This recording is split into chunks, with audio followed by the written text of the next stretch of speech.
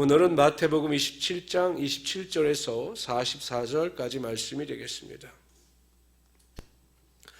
신약성경 50페이지를 찾으시기 바랍니다. 마태복음 27장 27절에서 44절까지 말씀이 되겠습니다. 우리 한 절씩 교독하도록 합니다. 이에 총독의 군병들이 예수를 데리고 관중 안으로 들어가서 온 군대를 그에게로 모으고 그의 옷을 벗기고 홍포를 입히며 가시관을 엮어 그 머리에 씌우고 갈대를 그 오른손에 들리고 그 앞에서 무릎을 꿇고 희롱하여 이르되 유대인의 왕이여 평안할지어다 하며 그에게 침 뱉고 갈대를 빼앗아 그의 머리를 치더라. 희롱을 다한 후 홍포를 벗기고 도로 그의 옷을 입혀 십자가에 못 박으려고 끌고 나가니라.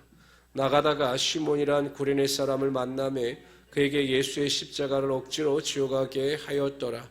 골고다 즉 해골의 곳이라는 곳에 이르러 쓸개탄 포도주를 예수께 주어 마시게 하려 하였더니 예수께서 맛보시고 마시고자 하지 아니하시더라.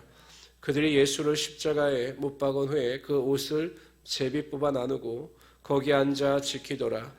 그 머리 위에 있는 유대인의 왕 예수라는 쓴 죄패를 붙였더라. 그때 예수와 함께한 강도들이 십자가에 못 박히니 하나는 우편에 하나는 좌편에 있더라.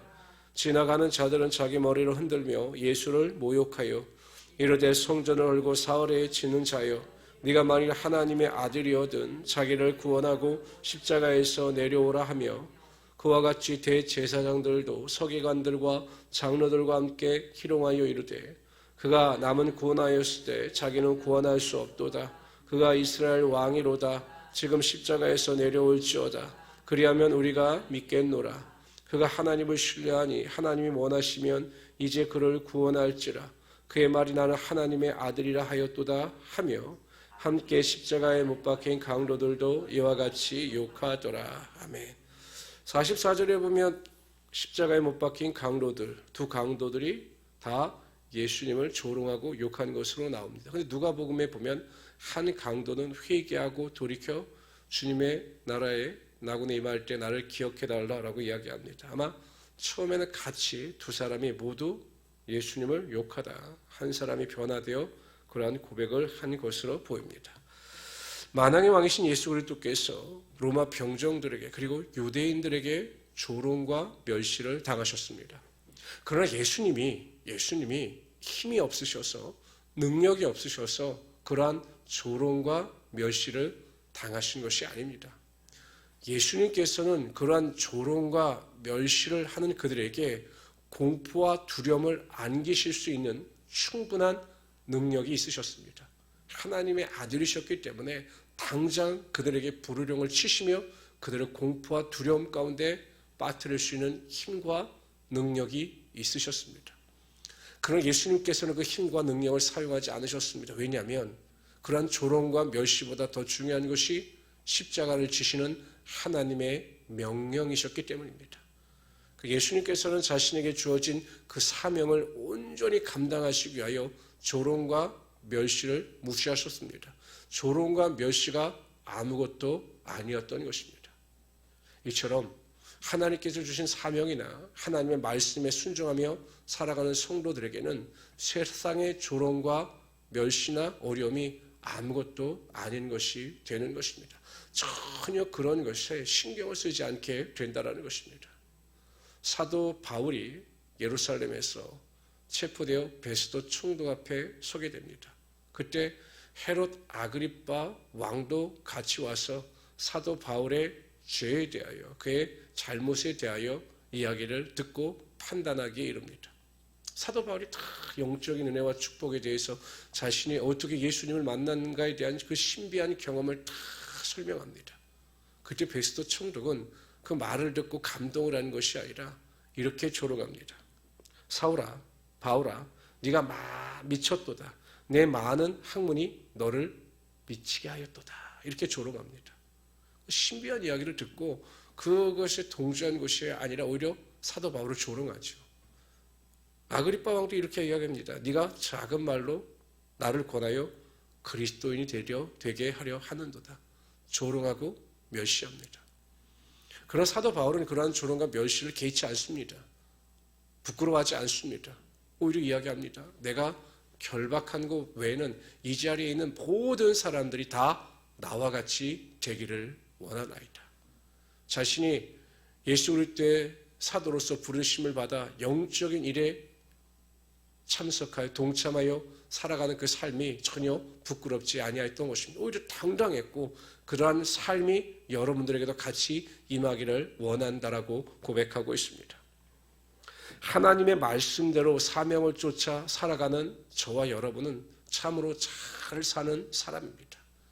육신의 눈을 가지고 영적인 세계를 보지 못하는 사람들에게는 우리가 가지고 있는 조건으로 인하여 우리를 조롱하고 멸시할 수 있으나 하나님께서 인정하시고 하나님을 위하여 살아가는 여러분은 참으로 잘 사는 사람입니다. 그러므로 사도 바울과 같이 당당하십시오. 모든 사람들이 부자나 건강한 자나 모든 것을 소유한 자나 다 나와 같이 하나님의 자녀가 되기를 원합니다.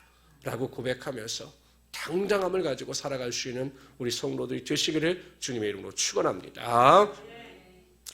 로마 병정들은 지나가는 구레네 사람 시몬으로 하여금 예수 그리스도의 십자가를 지게 하였습니다. 아마 예수님께서 십자가를 지고 가시면서 굉장히 힘들어하셨기 때문에 채찍에 맞으셨기 때문에 힘들어하셨기 때문에 구레네 사람 시몬에게 지나가는 구레네 사람 시몬에게 예수님의 십자가를 맡겼습니다. 시몬 입장에서 보면 참으로 운이 없는 날입니다.